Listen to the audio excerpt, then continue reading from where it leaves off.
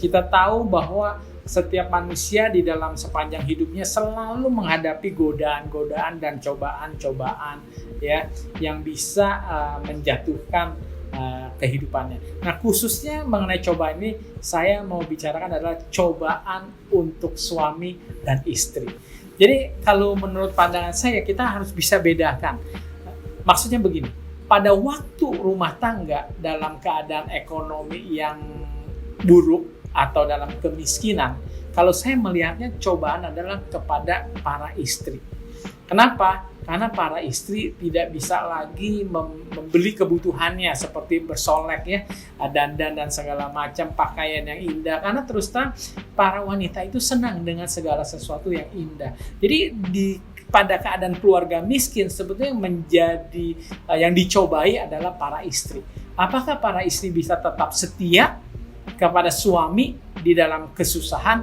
Saya mendengar bahwa cukup banyak para istri yang meninggalkan suaminya karena tidak tahan menjalani kemiskinan yang terjadi. Jadi saya sangat bersyukur saya punya istri. Bukan saya sebagai pengusaha tidak pernah mengalami pasang surut dalam kehidupan, tapi saya menyaksikan betapa istri saya adalah istri yang setia, yang mendampingi saya di dalam suka dan duka. Nah, bagaimana dengan suami? Justru terbalik dengan suami. Karena kalau pada waktu susah, suami itu, lelaki itu terus terang harga dirinya turun. Jadi kalau biasa bapak-bapak bertemu, dia suka banding-bandingkan apa? Apa sih mobil yang kamu punya? Jadi ibaratnya kepemilikan atau harta itu adalah satu kebanggaan, satu harga diri bagi seorang pria. Jadi kalau waktu dia miskin, dia justru lagi di down-downnya. Dan maaf kata ya, kalau dia mau berselingkuh, saya rasa susah laku ya. Mana ada wanita yang mau dengan lelaki yang bokeh, maaf kata ya gitu ya, yang cuma bisa berkata-kata tapi tidak bisa nyata memberikan sesuatu gitu. Nah, tetapi pada waktu kaya di masa jaya, ini yang saya sering sedihkan, yang saya juga sering dengar, bagaimana ada seseorang yang waktu susah dalam perjuangan, belum terkenal gitu ya, belum berhasil, istrinya apa?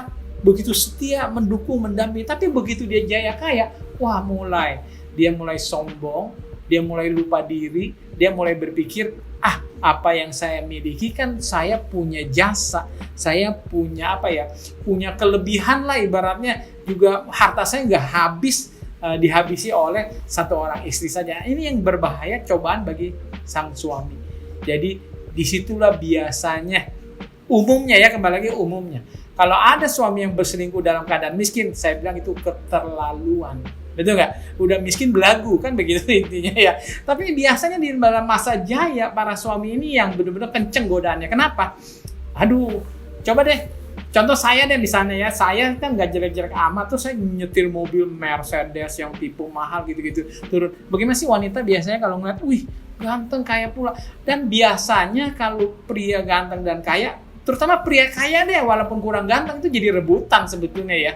Jadi memang cobaan bagi suami adalah di kala jaya. Nah, apa sih pesan moralnya atau apa sih manfaat yang kita perlu pantau sebagai suami istri? Maksudnya begini, hai para suami, jikalau kamu miskin, kamu kan nggak bisa menyenangkan secara jasmani, betul kan ya? Tapi engkau senangkanlah, bahagiakanlah istrimu secara batin, betul nggak?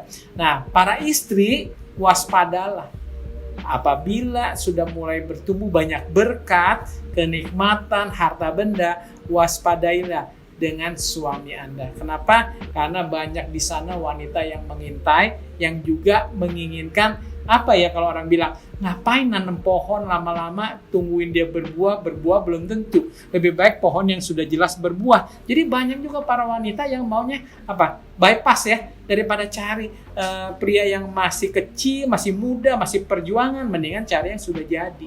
Nah, inilah pengalaman supaya kita sama-sama menyadari, supaya kita bisa memelihara keharmonisan rumah tangga kita masing-masing. Terima kasih.